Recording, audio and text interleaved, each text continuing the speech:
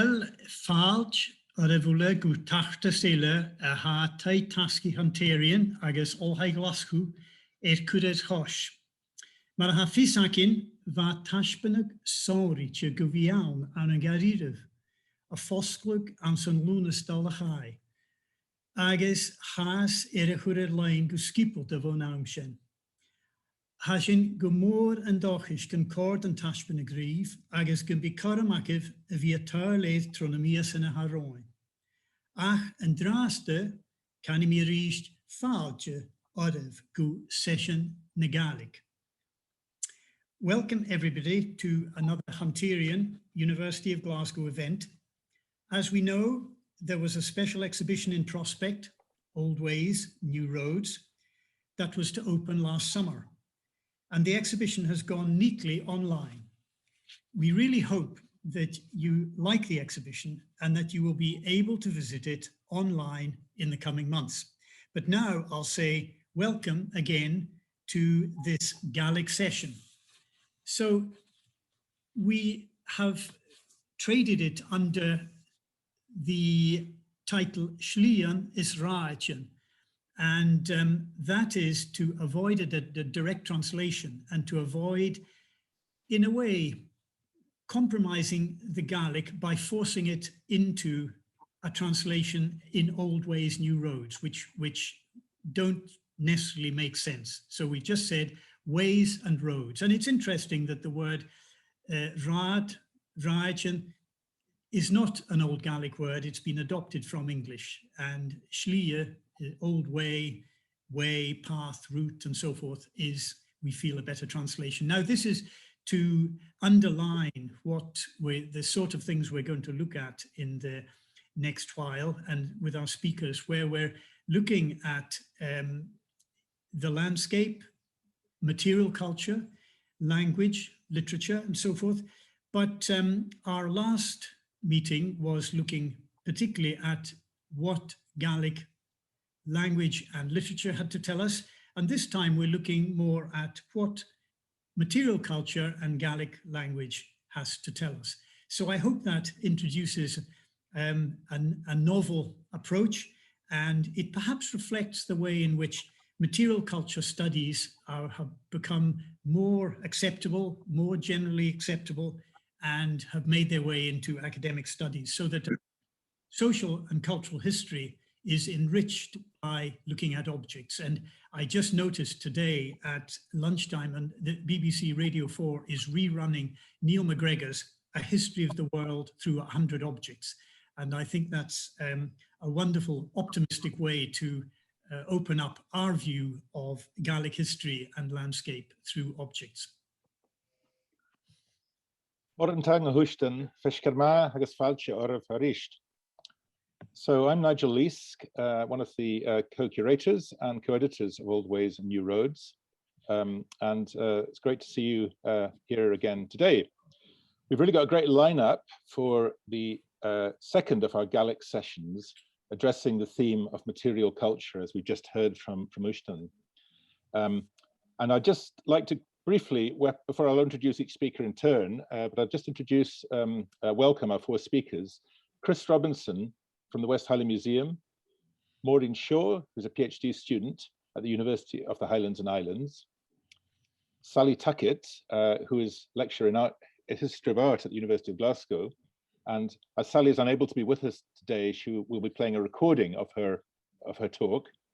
And finally, Uisdean Cheape himself, from whom you've just heard, who is a senior lecturer at Sabhal Mòr Ostaig. So before we move to our first talk, I just encourage you, please, we hope to have time for some questions after the four talks. It would be easiest if you could put your questions on the Q&A that you'll find the tab at the bottom of your screens. And when we come to the end, the conveners will have a look at those and try to put them to as convener will try and put them to the panel. And we'll try and cover as many questions as possible in the time we have.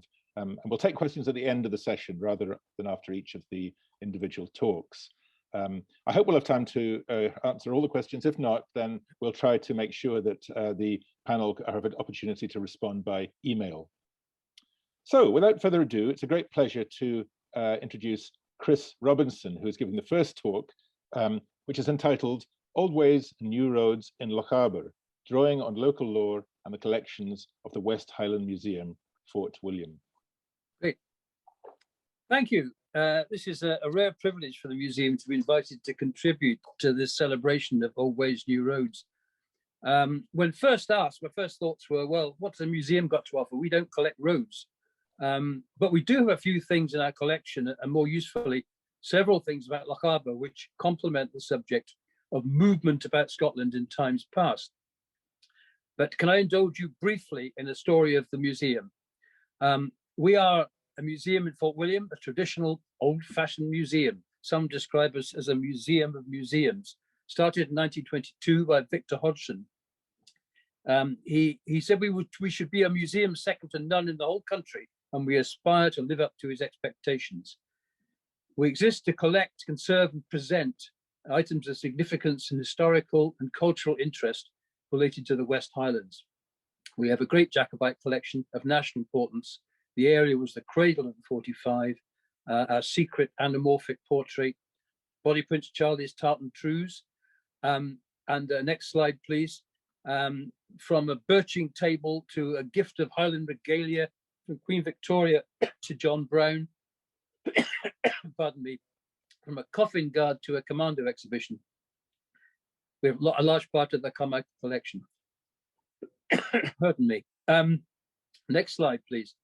9 years ago, we were failing. Our footfall had come down to 9,000 in 2012. Something had to be done, and we threw ourselves on the community and looked for volunteers, and the community responded magnificently. The previous slide, in fact, did just show that at that time we had 9,000 annual visitors. Last year, in the last normal visit, we had 67,000. Last normal year, we had 67,000 volunteers, and there they were. There they are, our volunteers.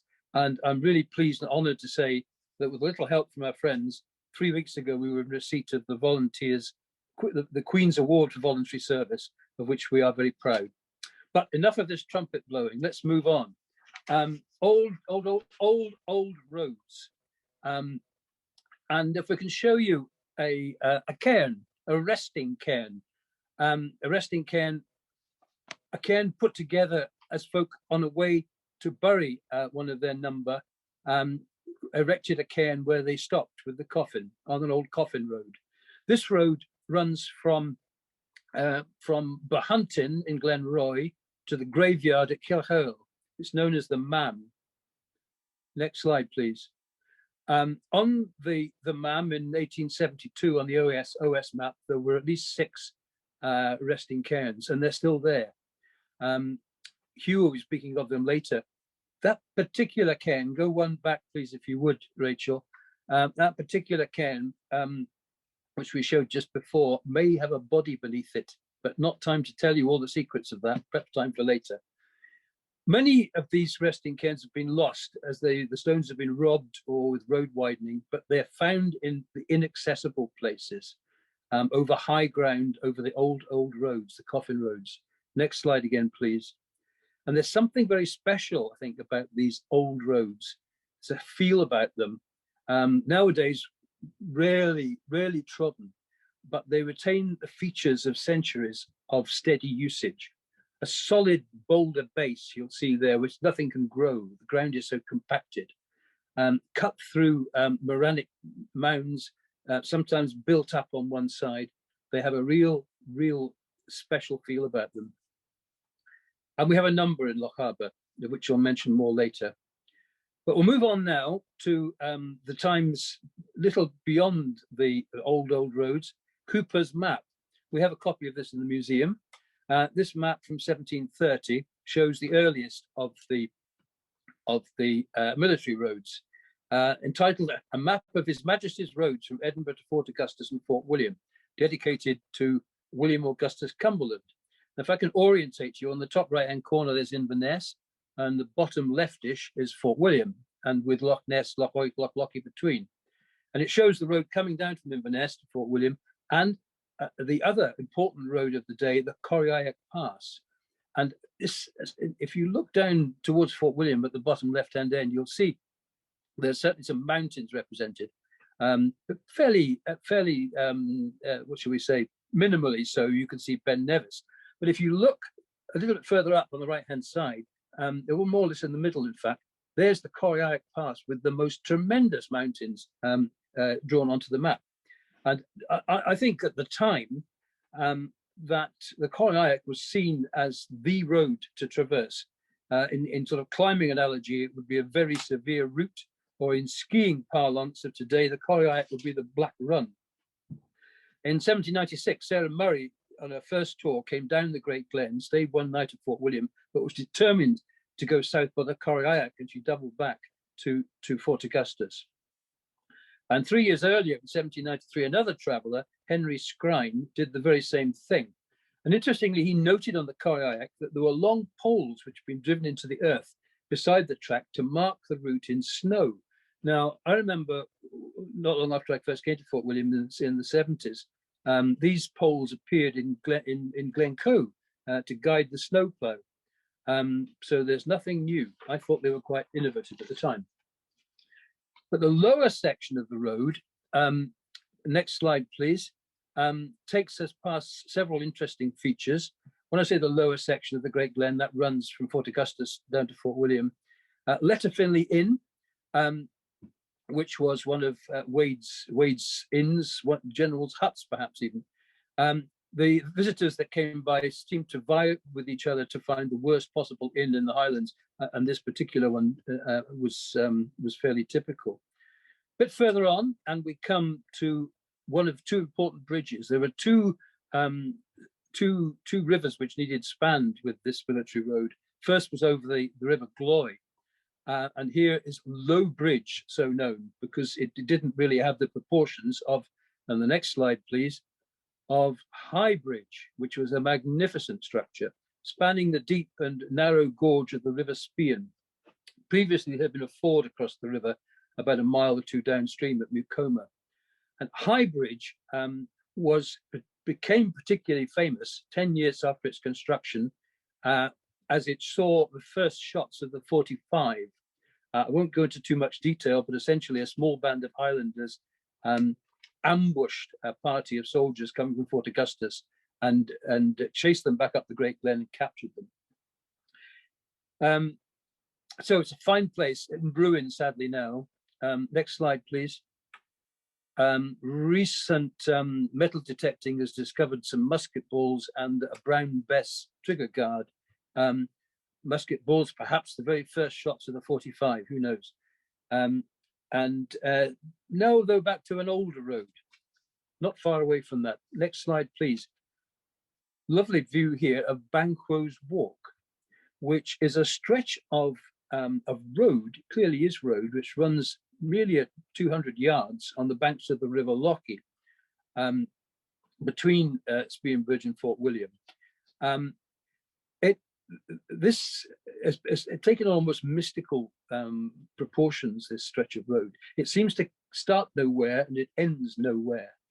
But in fact, I'm quite convinced myself it was simply part of the old road which ran from Bannerby through to Garrienach. But when Telford built the Caledonian Canal in the 1800s, he competed for the same line of the road and in places overran it. So a new road had to be built, in fact, in 1815. Telford got the contract, which is now the present single track road. Banquo, when Shakespeare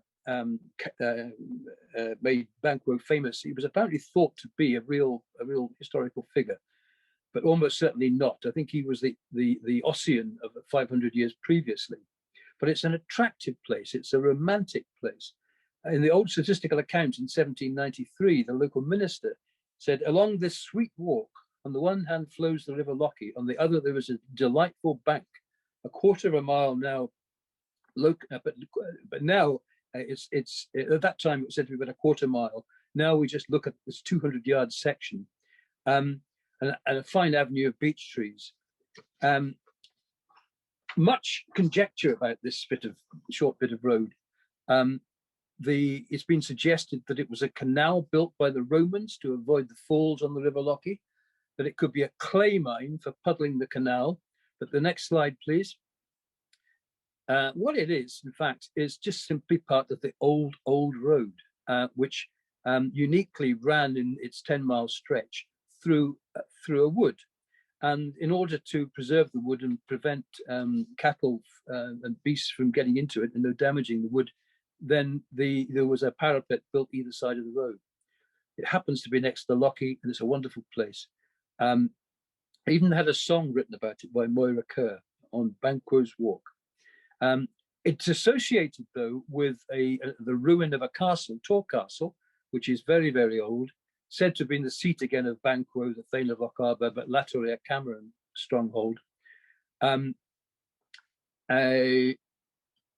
Next, please. You can just see this slightly more clearly. The road trackles along there, and as it goes through the forest, you can see that there is a continuous line as opposed to a dotted line, a continuous line implying that it was fenced, as it were, on either side. Next slide, please. We can't leave mention from Fort William without mentioning the Caledonian Canal, the great engineering works, 20 years to complete, but by that time actually fairly redundant because the Napoleonic War was over and steam navigation was in its ascendancy. This Neptune staircase, that was actually named by the navvies, by the navigators. In an annual report, it's commented that this Neptune staircase is what the navvies call this amazing flight of locks. Now, given time, we would talk about traveling by sea, which was so important before roads, but we'll need to move on. We picture now, please, of Fort William. This is Fort William by Sandby in 1753. And I would just like to comment, some years ago, in fact, in the early 80s, when Fort William High Street was being pedestrianised, a very excited clerk of works came to see me. I was a GP in the town at that time, to say he'd found some bones under the white line outside the Royal Bank, 6 feet down. And they were indeed human bones. There was a frontal bone, there was a bit of a humerus and a bit of a femur. And got the maps out and found that, in fact, after the town was sacked, or the town was burnt at the time of the siege of Fort William in 1746, the road was realigned and chopped off the top of the old burial ground. So that's the explanation.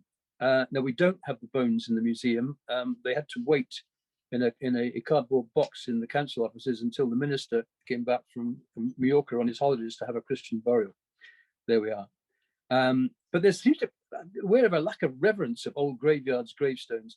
At Killihurl, the aforementioned graveyard, some drains have been put in fairly recently to find that the old drains were made of gravestones. Here we are. So after the 45, we'll be heading south just now. Next slide, please. Over the military road, which ran from Fort William down towards Stirling. It passed through the town of Blarmont and on to the Larach, which heads to Kinlochleven, first of all, and Glencoe. And there's a wonderful map in the British Museum, which I can't show you today, a survey of the roads made by the detachments of Colonel Batterians, General Guise's and Colonel Richard's regiments between Fort William and Lochleven in 1748 and 1750. And this map actually has little coloured sections to show which regiment did which bit of the road. And this road now, the Larach, is now the last stage of the West Highland Way to come up from Glasgow. And you can see a fine bridge here. Next slide, please. Which is much more romantic than the current culvert to pass water, which is underneath the West Highland Way there. Next, please. Now, I just discovered this fairly recently, and through really oral history, the stories which are still abound in these rare parts. On the left-hand side, you see a big stone beside the Larach, not far short of Larach Mor. Local tradition has it from an Alan Cameron that the remains of a soldier lie beneath this stone, who was trapped there when the stone was attempted to move it in 1750. This has passed down through Alan's family. Move on to Alan, if you would. We'll just take a wee word of Alan. This was him one winter. The Soldier Stone, he was a great source of local lore. Just as an aside, Glasgow is a wee township at the back of Fort William, which was one of the last places to celebrate the new year as the old new year on the 12th of January. And the Tories told that when Alan was a truculent teenager, he announced to his father that he was going down to the town on the 31st of December to get his New Year bottle. And his father said, "You can't do that. It's not the New Year yet. It's not the New Year for another 12 days. Ach, Alan said, "You can stuff your old New Year. I'm for the new Year." And he duly went down to the town and bought his bottle and stopped at the Crofts on the way back and had a wee drop left for his father, something in the early hours of the morning. So never forget local information. So this was on a drover's route. A bit further on, there is the remains of a house which had been an inn at one time with an enormous holding pen. And from there, another coffin road goes over the hill to Callet. And here we are at Callet House. Great tales about Callet. There was a plague there. The house was burnt down years ago. It's fascinated me for 35 years, though it still has secrets. It was the seat, though, latterly of the Camerons of Fassifer, and they built this house in about 1830. Now, note the stone seat that sits just outside in front of the house. I've known the house for many years. It was derelict, and indeed the central house remains derelict, but the current owner is working on it. He has resurrected the two wings either side and is working now on the house itself. Next slide, please. Here's a picture of the seat, these stone seat. And this seat is made up of regimental stones, presumably from when the road was going through in the 1750s, through the Larach, through to Kinlochleven, and then through to Glencoe, when different regiments took on a section of the road each year, and they left a stone, just like the Romans, behind to show the work, the mark of their efforts. Go to the next slide, please. And you can see on this stone the well-weathered 33rd. So this was presumably the 33rd Regiment here. And I haven't got round to actually finding out which section of road they put together. I really would love to be able to waffle on forever, but I really can't do that.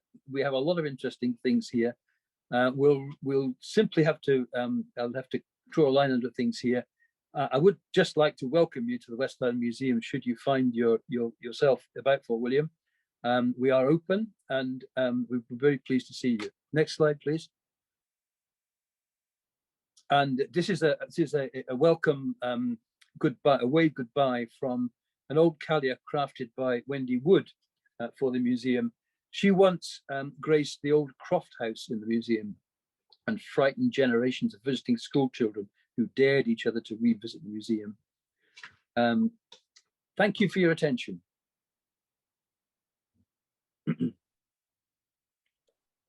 Thank you, Chris. That was a tremendous tour of the West Highland Museum, and I'm sure if you haven't been to see it, it's a must visit. I've been several times and really enjoyed it, and you've inspired me to go again soon. So thank you very much for that. Now, I think we better move straight on to our next talk, which so it's a pleasure to introduce Maureen Shaw. As I said, Maureen's a PhD student at the University of the Highlands and Islands in partnership with High Life Highland. The title of her talk is Gunlenia Clan, for want of a clean shirt, trial evidence from crime along the King's High Road as a source for material culture and Gaelic evidence in the 18th century. So without further ado, I will hand it over to Maureen.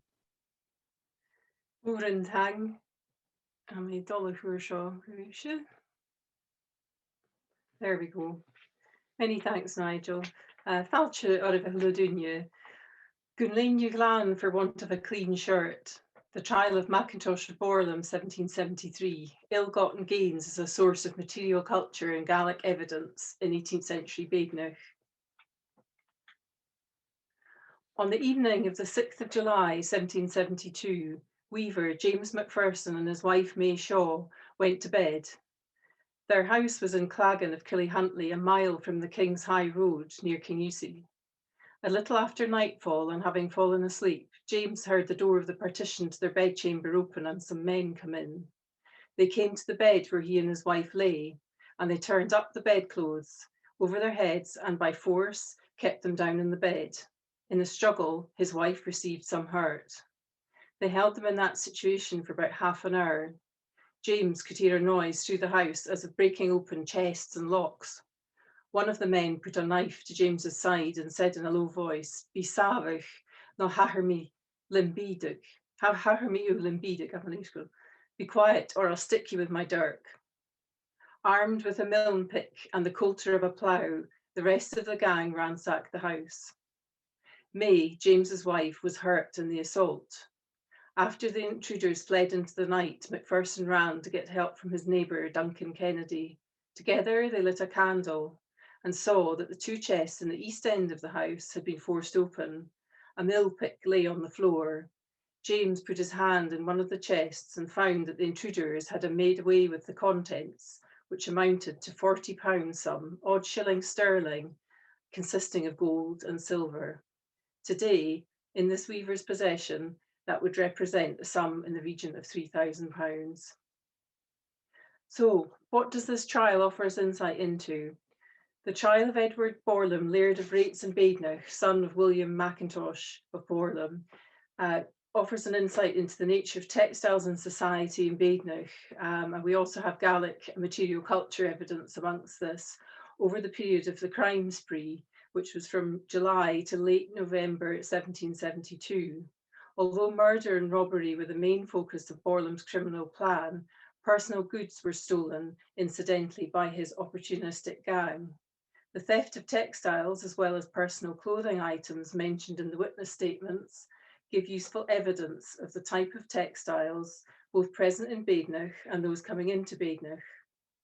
Additionally, the trial is of particular interest to this talk and Old Ways and New Roads, as it highlights material culture and Gaelic and Badenoch within a narrow time frame and within a short distance along the King's High Road, 5 months and 12 miles.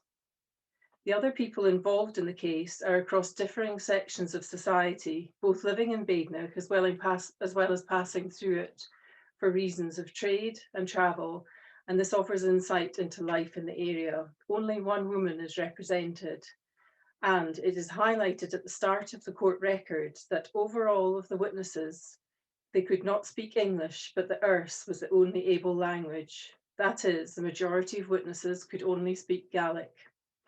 Donald McQueen of Corriborough, the Sheriff Justiciate of Inverness, was brought in as a sworn interpreter for the case. What follows here is a much reduced version of a trial that enthralled many in Badenoch in 1773. Who was Borlam? Edward Mackintosh of Borlam held the land at Rates, Badenoch, his father having previously held land at Loch Ness for 150 years, relinquishing this in 1759. It was common practice in the 18th century for landholders to be known by the name of their estate, and the name of Borlam followed the Mackintosh family into Badenoch. Borlam, as he was known locally, was an out-and-out criminal, and with his gang roved the King's High Road to be attentive when drovers or any others supposed to have money should pass the road, and then first to murder them and then to carry off their money. Borlam had racked up debts and was on the verge of bankrupting his estate, an inevitable consequence both of inheriting his father's debts and the difficult agri-economic circumstances of the time. The prices for cattle were falling, and the deterioration, of the climate around 1770 resulted in a steady drop of temperatures and great climatic shifts. William Todd in Kingussie, factor to the Duke of Gordon, wrote to the Duke's Chamberlain, James Ross, in February 1773, describing the times as uncommonly severe. Tack holders on the Duke's estate, not just in Badenoch, but elsewhere in neighbouring Tomintoul, found it hard to meet payments. Tenant Cuthbert Gordon, Cudbear Deister, was falling into arrears due to the dullness of trade everywhere, and the impact of the deteriorating conditions on the people of Badenoch was even reported in the London Magazine, 15th September 1773, albeit a year after the Borlum trial, but it's noted elsewhere it was from 1770 onwards and how difficult it was. The poor people of Badenoch and Lochaber are in a most pitiful situation for want of meal. They're reduced to live on blood, which they draw from their cattle by repeated bleedings. Need we wonder to hear of emigrations from such a country? Borlum's debts were steep, some £5,000 at the time, which today would represent in the region of £300,000. And this may go some way towards explaining why Borlum felt the need to turn to a quick, although unethical, means of income: crime. It's of significance that James Macpherson, weaver in Claggan, Killyhuntly, was known to be wealthy and became a target subsequently for robbery. He was known to give loans of money. As there would have been no possibility of depositing money in a bank, it's likely that Macpherson's wealth was cumulative. From the trial evidence, it's difficult to ascertain the sort of textiles that Macpherson was weaving, but elsewhere in Badenoch, weavers were supplying gentry in everyday items of cloth. John Shaw, weaver in nearby Balnesbic, was weaving blankets for the Macphersons of Invereshi, amongst other items, and it's possible that James Macpherson was weaving to order for local people, but it's unlikely that they would have had much in the way of cash to pay for the items. So the large amount of money that the weaver had raises some questions. John Shaw, the weaver in Balnesbic, accepted payment from the Macphersons of Invereshi in both meal and money for his wares. This was not an uncommon practice, as meal was difficult to get hold of at times, as well as the land on which to grow it. It's possible that James Macpherson may have supplemented his income with farming.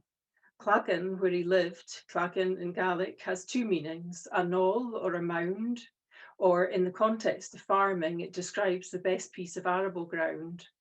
It's possible that Macpherson's main income was actually from farming, which he supplemented with weaving, and doing well out of this, possibly in doing well out of it as he had good ground, to the point where anything else that he earned through weaving was profit.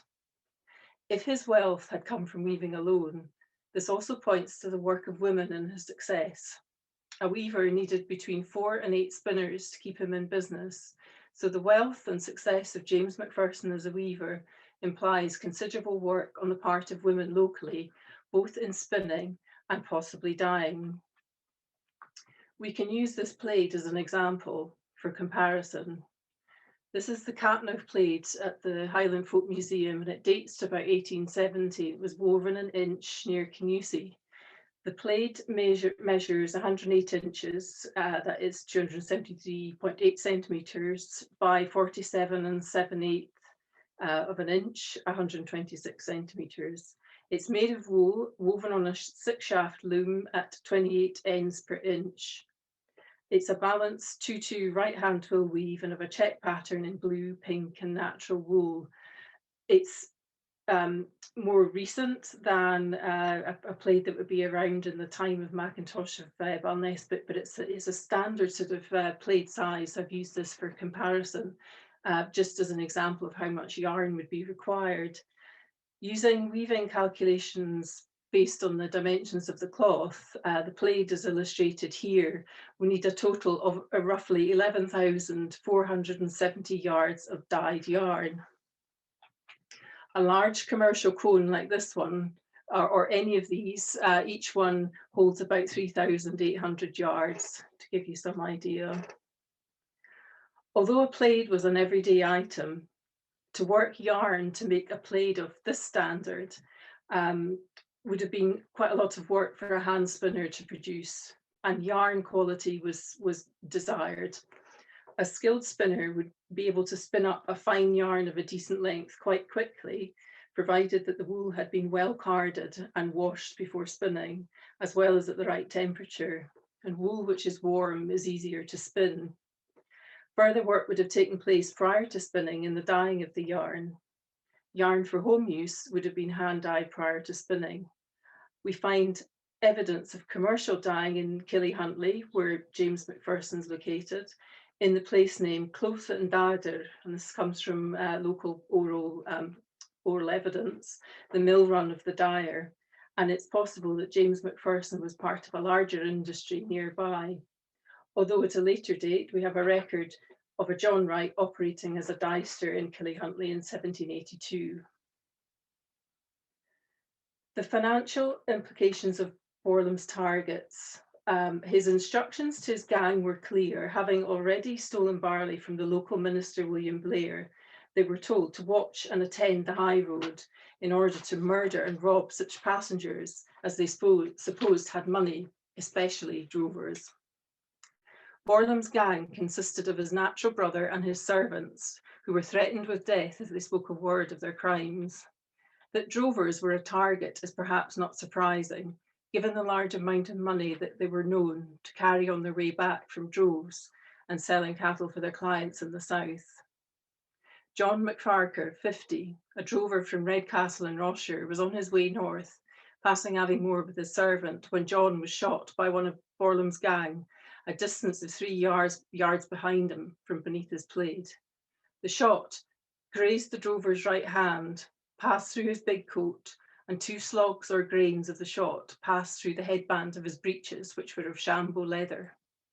With Borlam's men on foot, the drover and his servant fled on horseback, both unharmed, apart from McFarlane, who sustained an injury to his hand and headed home to Rossshire with his money, £190 sterling. In spite of falling cattle prices, this was a considerable sum of money, the equivalent of £11,000 today. Borlam did not appear at the trial, as he had fled the country and was subsequently given the status of outlaw. Most of his criminal gang testified, the youngest of whom, Alexander Forbes, was only 19 and a servant to Borlam. His job had the unfortunate consequence that he would become an accomplice to crime in Badenoch as one of Borlam's gang. Alexander was clear in his statement to the court that they were instructed to get intelligence from Pitmain Inn, that's near Kingusie, if there were passengers there for the north, and to rob and murder them for money. John McLaughlin, also servant to Borlam and 19 years of age, mentions that he and Alexander were specifically tasked to report back to Borlam of any gentleman at the Inn of Pitmain who might be heading north. Now, the Inn of Pitmain was conveniently situated on the King's High Road, convenient for travellers, but also convenient for crime. I'll jump to shirts, here we go. Now, lain gblan, for want of a clean shirt. On an evening in November 1772, Colonel Hector Munro of Navarre, MP for the boroughs of Inverness at the time, and his family were asleep in the Inn of Pitmain, stopping off for a night on their way south. Their coach was parked at the close of the inn at Pitmain, and while he and his party slept at the inn, 2 accomplices from Borlam's gang took their chance, and although they'd only been sent to gather intelligence, Alexander Forbes took out a knife and ripped open the budget of the coach of Colonel Munro, he and John McLaughlin making off with several items. Among them, one of the most commonly stolen items in the 18th century, linen shirts.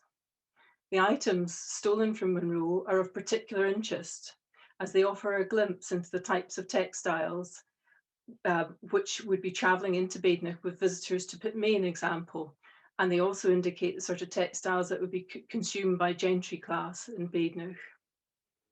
Alexander Forbes described in his testimony that with John McLaughlin, he took 2 pieces of chintz or calico, 1 pair of sheets, tea, much about £1 or 2, 3 razors, a number of ruffled shirts and 3 or 4 pairs of stockings, a number of stocks and 1 silk handkerchief belonging to Colonel Munro. The stolen goods were hidden in a rock above the house of Borlam in Rates. The fineness of the items stolen by the gang is in stark contrast to their apparent coarseness. When Alexander went to report their find at Borlam's house, the rest of the gang were eating the beef of a cow they'd stolen from Duncan Cruikshank in Dunachton. The cow was knocked down and bleed by Borlam himself, and afterwards flayed or shinned by John Forbes, with the gang chopping and cooking parts under cover of night for later consumption, the beef concealed in chests in Borlam's house. Analysis of the textiles taken from Colonel Munro's coach offers a glimpse of clothing consumption of the gentry class. There was a certain level of sophistication in Badenoch. The presence of a wig maker at Ruthven in 1751 shows evidence of a desire among men to keep up the fashions of the time. It's highly likely that items similar to those belonging to Hector Munro were worn locally, for items similar appear in records of the Macpherson of Invereshie family in Badenoch. So to Hector Munro's travelling, the budget of his coach, he was travelling with 2 white sheets, and it was common for people to travel with their own bed linen in case none were suitable in the accommodation offered. Bed bugs were often a problem. It's not surprising that he had ruffled shirts.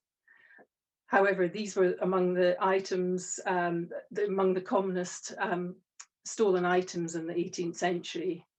Gentry in the period 1758 to 1790 wore superfine cloth with ruffles, similar to what you see here in the shirts from the Highland Folk Museum. White was a status symbol, as it required considerable work to keep it white, and having several white items of clothing implied wealth, as it indicated having the financial means to employ staff to help keep it clean. And in many cases, as a symbol of social status, these shirts were deliberately stolen. Chintz, as an imported cloth originating in India, is indicative of involvement in empire.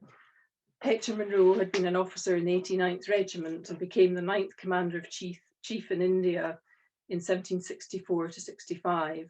In the witness statement of Donald Davidson, which was given to the court in Gaelic, pieces of silk is scored out and chintz written in instead by the court recorder, suggesting that Davidson had difficulty in describing chintz initially. It's possible that this fell into the exotic as a frame of reference for him, a luxury item external to his immediate experience, which is why he initially called it silk. A silk handkerchief. Silk was already present in the Highlands, with a silk factory established in Inverness by Lady Mackenzie, who transported the silk down to Spitalfields to be worked.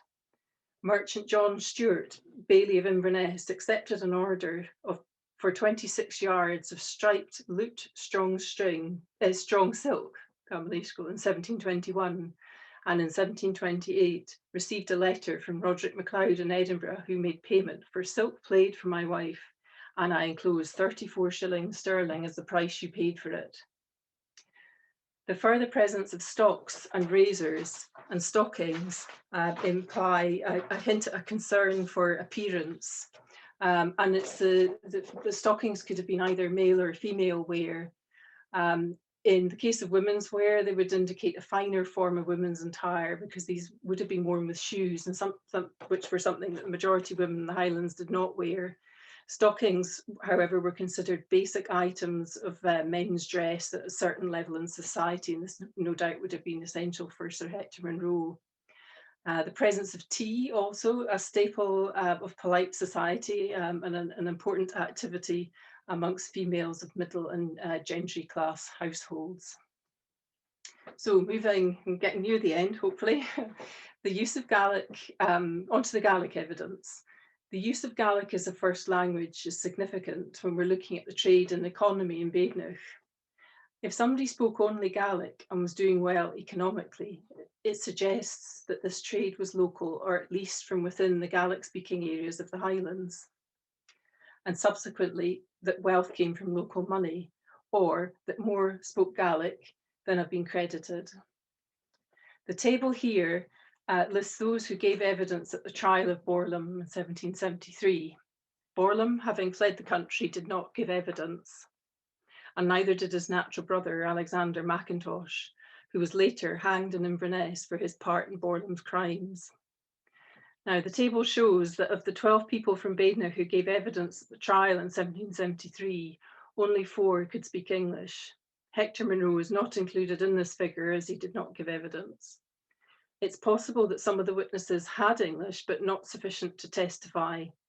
Gaelic was in common use in the homes of gentry, who were more likely to be bilingual.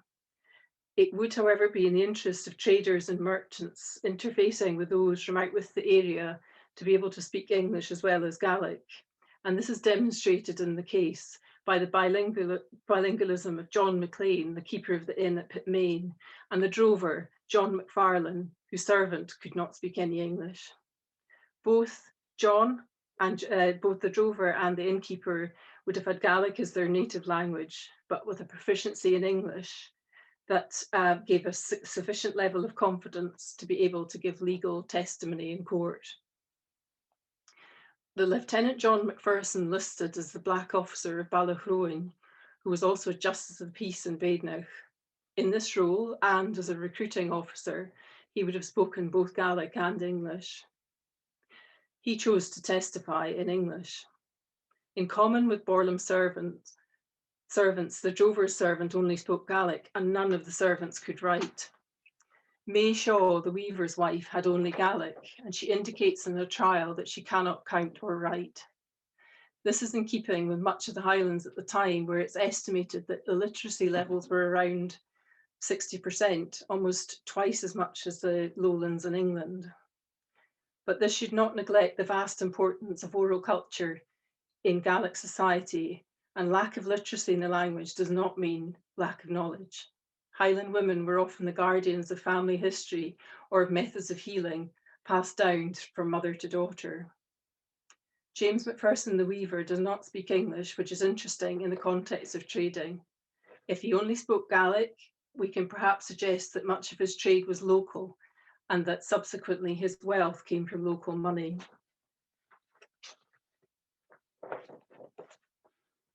On the day of the verdict, the court was crowded to suffocation.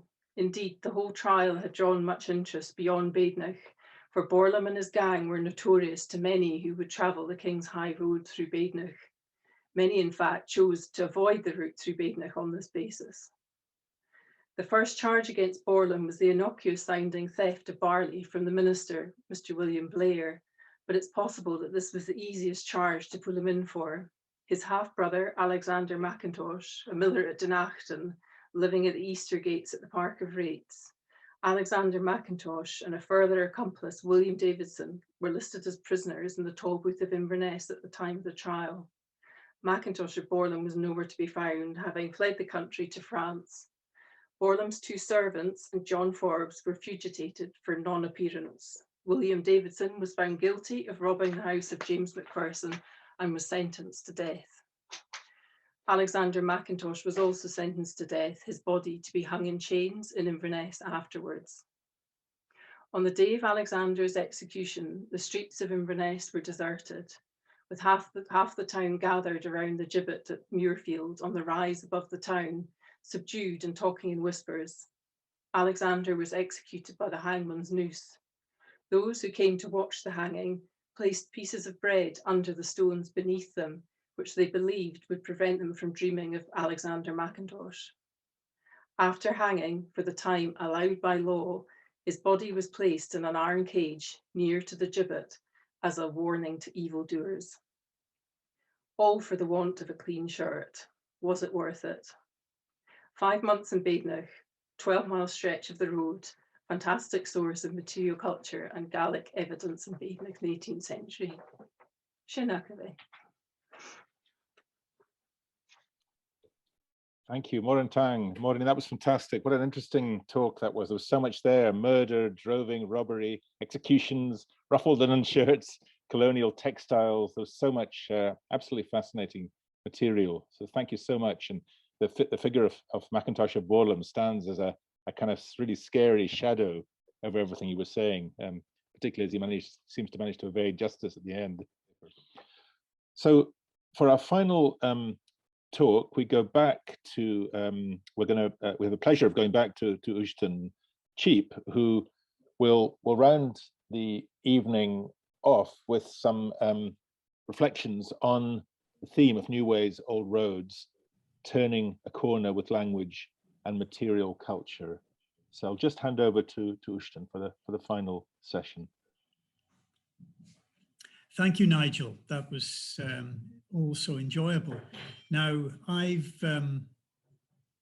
perhaps slightly turned not just turning the corner, but turning the title by suggesting that old ways are new ways and that new roads are old roads. And this is perhaps just to tease ourselves that the road system coming into existence in the 18th and early 19th century has created a network of roads that controls our view and our imagination and our perception of the whole country. And perhaps these roads are now old roads. And so I'm going back to the old ways and suggesting that they can be new ways, because we are taking a new look with through the evidence of Gaelic and through material culture, just to expand our view, add to the social material culture, social and cultural history of particularly of the Highlands. So with my first slide, I've got a summary really of my contribution to the book that has been produced, New Ways, Old Ways, New Roads, Travel in Scotland, 1720 to 1832. It opens up so many perspectives, and I am very, very thankful that I was asked to contribute, because I was then able to look at landscape and language and material culture. And it was quite a new subject for me, so or to have such a wide ranging subject. So this is perhaps I made a summary just here of the main issues I looked at between topics and details, so that in my chapter in the book, these are the this is the menu of topics and details that I touch on, and all of them were very intriguing for me, very attractive, very interesting, and anyone who wants to get more enlargement on them, I asked them to have a look at the book. But for example, what might seem a bit obscure is on the top line, I've got Travellers and Traders, Bridge End.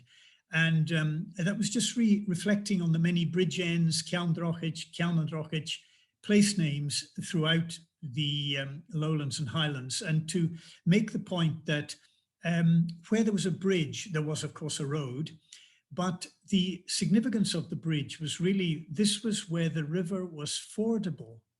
And so it represented not just the crossing of a river, of a waterway by a road on a bridge, but a huge convergence of old ways at that bridge. So we should look at these bridge end names in this particular light.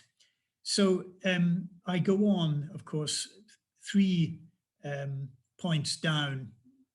Well, I should just say first that I come back to the title I've given this slide, Yoshif Cro a Savorn agus Curich a Galif, which is a line of a Gaelic song, which I'll look at in 1 or 2 slides' time. So my next slide takes the pilgrim routes and the sacred landscape, so to speak, and picks up on our colleague Chris's point about coffin roads and resting cairns. This is a wonderful way to explore the old ways in the Highlands, and perhaps to rediscover them where we can.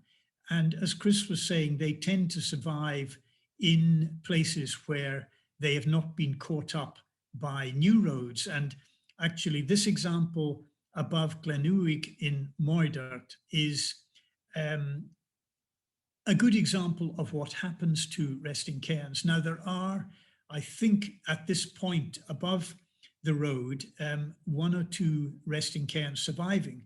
But as you see from this picture in 1905, there's quite a cairn field of little monuments. And this, of course, was where where coffins were laid down. It was a tradition to put stones on that point where the coffin had rested and to raise a cairn after the event. Well, if I go on to this idea of landscape, I think there was a very important point made by the late Dr. John McInnes, and it was published in Michael Newton's edition of Dúchas na Gael, the essays of John McInnes.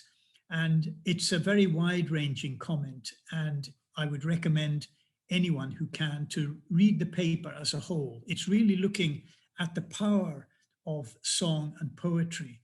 And one of the dimensions of song and poetry was landscape.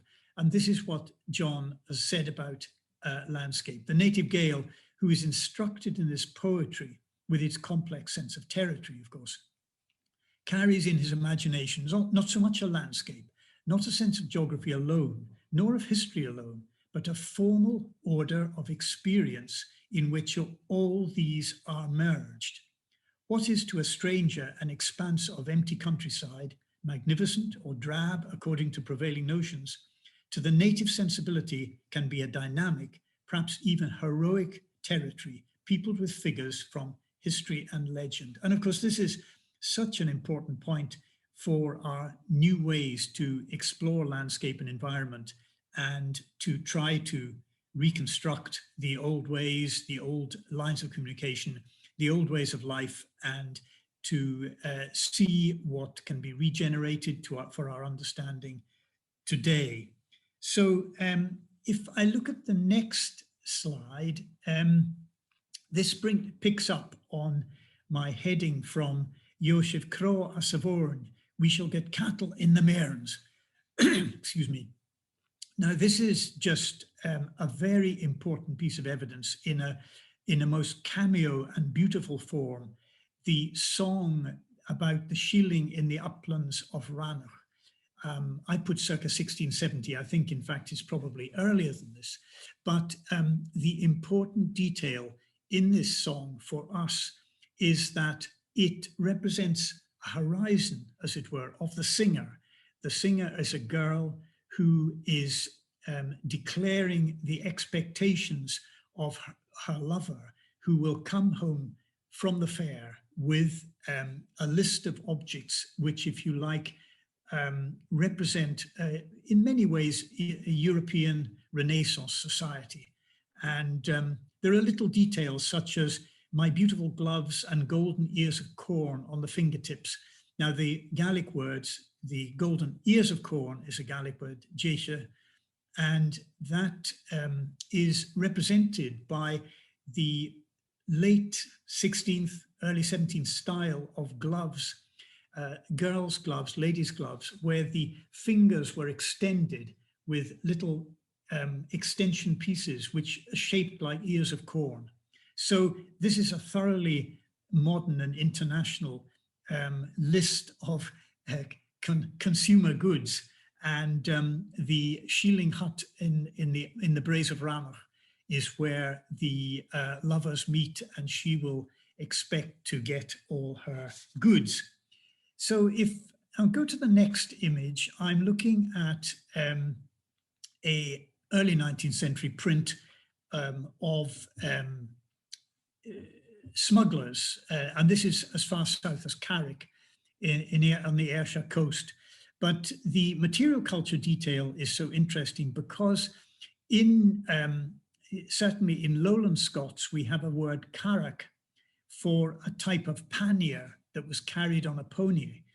And so we have the language and the term, and we have in this rather nice engraving by D.O. Hill, details of these types of panniers which carried smugglers' goods on small hardy ponies, and the story is well known, avoiding the gaugers and the excisemen and so on. But we also have in one or two museum collections in the Aberdeen Marshall Museum and in the Angus Folk Museum, we have examples of these wooden panniers, and they're very light items, but strongly made, and they carried any goods you like, but they in here shown carrying casks of drink. So museum evidence and these artists with historic interests such as Scott Lauder, D.O. Hill and David Wilkie and so forth were very careful about the way that they painted these items, represented these items,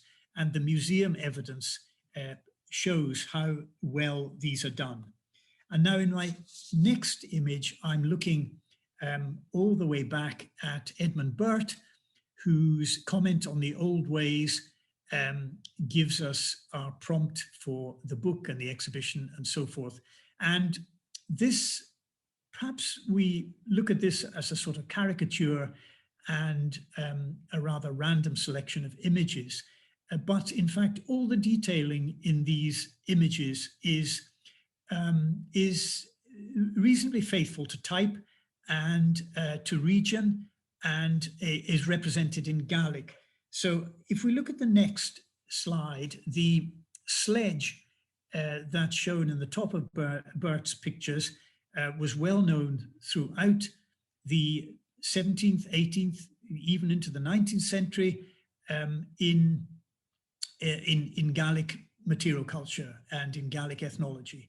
So in fact, for the term in Gaelic, carn, slúti, slide car or sledge cart, is well known in Gaelic. In the Gaelic dictionary, is not, of course, well known in current Gaelic, since these sledges have disappeared.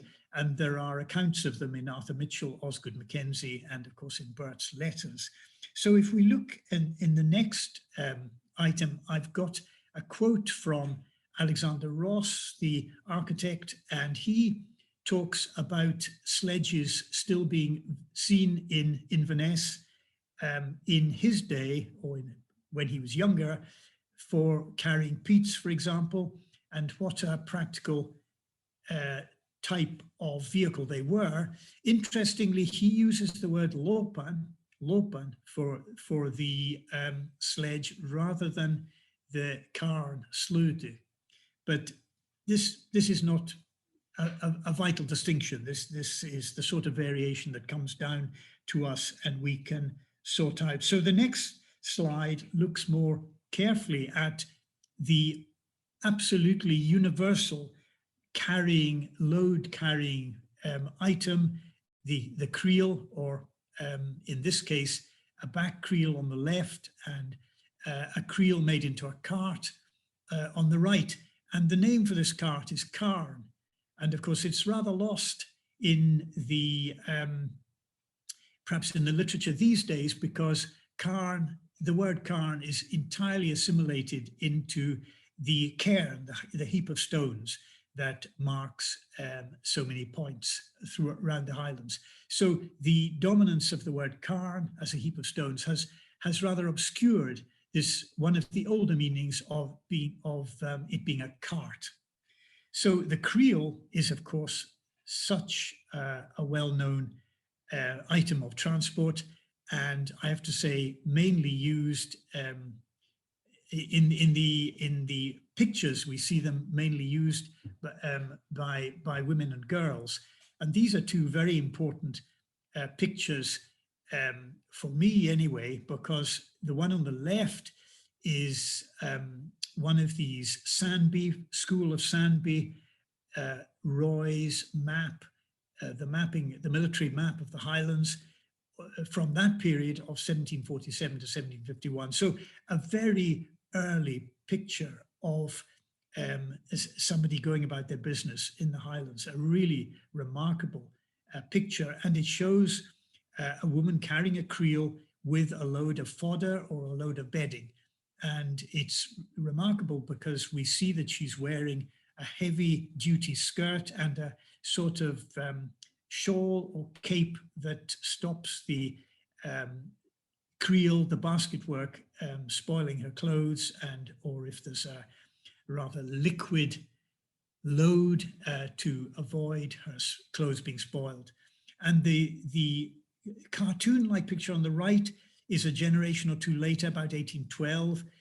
Mary Macpherson, that's in slate in Skye in about 1812. And also museum evidence and Gaelic evidence makes it quite clear that this isn't just a cartoon, but in fact a remarkably well-observed picture altogether. So just to round off, another Sandby picture, which is a particular favorite of mine, again, perhaps Inverness or Fort William in 1750, 1751. This is the errand runner, or gile wetfoot, as a wet feet, as the artist has drawn, and as written, I should say, as title of his sketch.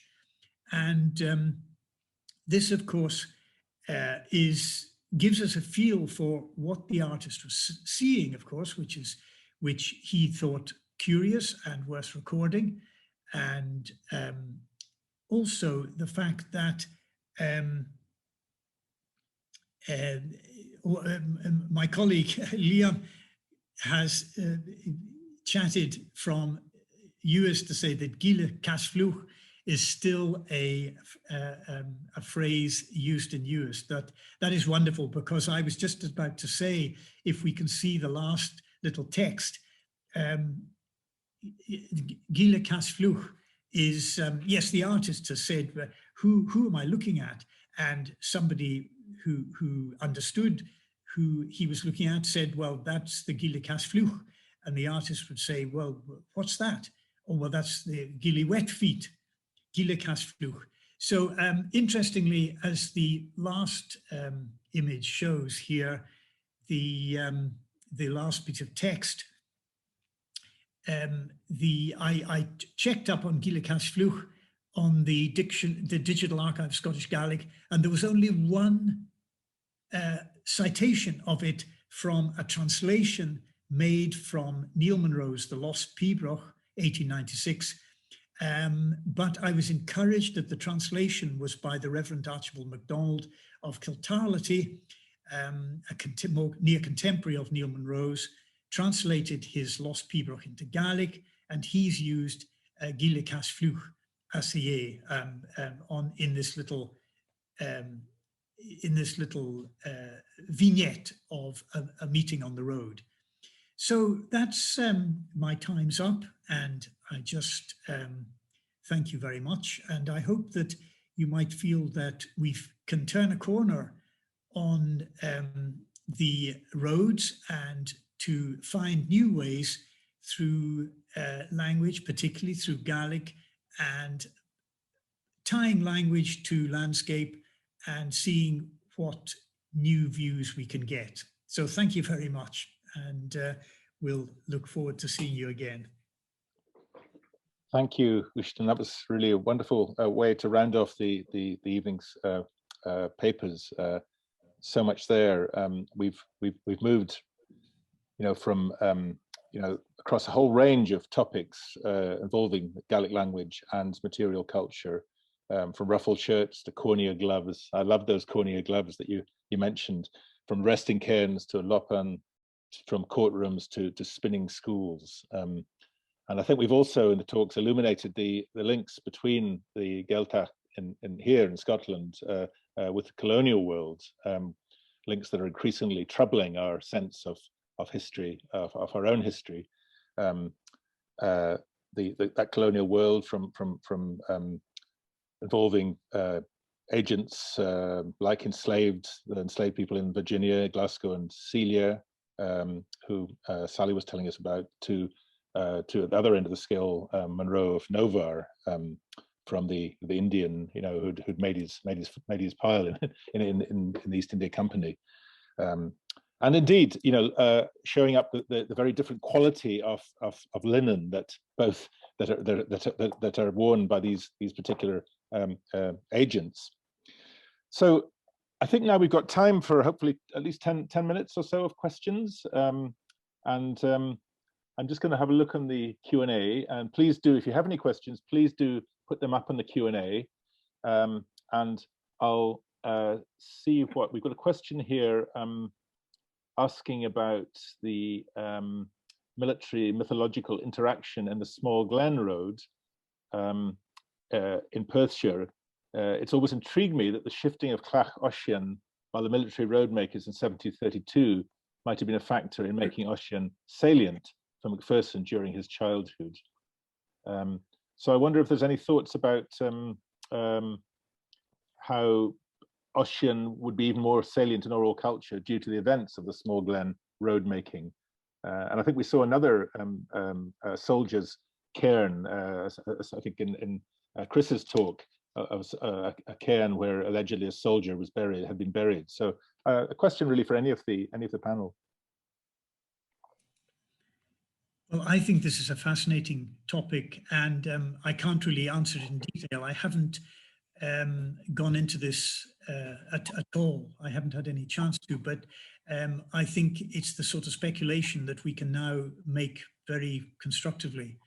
And thank you very much for the point. I'm certainly going to think about it. I wanted to ask, could I just perhaps use convener's privilege and ask Maureen a question? I was really interested in your what you were saying about the that beautiful the shawl that you showed us. I think it was the Garrienach plaid. That's right.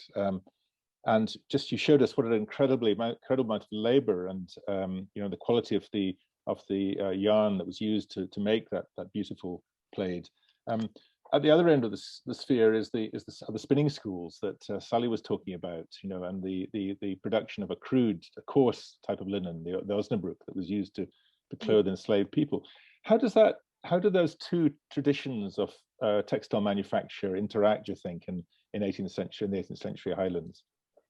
There is definitely a crossover, and even before the government involvement in the linen industry, there's been a long tradition of using linen in the Highlands and Islands. You look at Gaelic poetry, and it's very rich with linen sources. Even the grave slabs in Iona, you see linen on the warriors. So it's not an unfamiliar raw material for the Highlands, and also to spin it as well. That wasn't unfamiliar. What was unfamiliar was the use of the spinning wheel, because women would spun